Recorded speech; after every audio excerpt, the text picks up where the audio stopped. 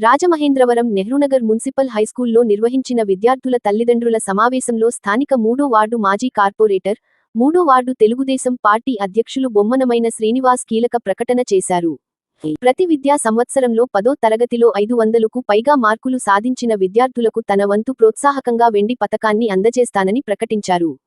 ఈ వెండి పతకం విద్యార్థుల్లో మరింత ఉత్సాహాన్ని నింపి, భవిష్యత్తులో బంగారు పతకాలు సాధించాలనే లక్ష్యంతో ముందుకు సాగేందుకు ప్రేరణగా నిలుస్తుందని ఆయన తెలిపారు. ఇప్పటి వరకు ప్రతిభ కనబరిచిన విద్యార్థులకు నగదు ప్రోత్సాహకాలు అందజేస్తూ వచ్చామని, ఇకపై నగదుతో పాటు వెండి పతకాలను కూడా అందజేయడం ద్వారా విద్యార్థుల్లో ఆత్మవిశ్వాసం, పోటీ తత్వం మరింత పెరుగుతుందని ఆయన అభిప్రాయపడ్డారు. విద్యార్థులు కష్టపడి చదివి 500కు పైగా మార్కులు సాధించి పాఠశాలకు, తమ తల్లిదండ్రులకు, సమాజానికి గర్వకారణంగా నిలవాలని బొమ్మనమైన శ్రీనివాస్ ఆకాంక్షించారు. ఈ కార్యక్రమంలో 3వ ward booth in charge Jakkampudi Arjun, Syamalamba గుడి డైరెక్టర్ అండులూరి చంద్రశేఖర్, జనసేన 3వ వార్డు ఇన్ఛార్జ్ వట్టికూటి కృష్ణ, వంగర ప్రసాద్, గోపిశెట్టి సుదర్శన్తో పాటు తెలుగుదేశం పార్టీ కార్యకర్తలు, అభిమానులు పాల్గొన్నారు.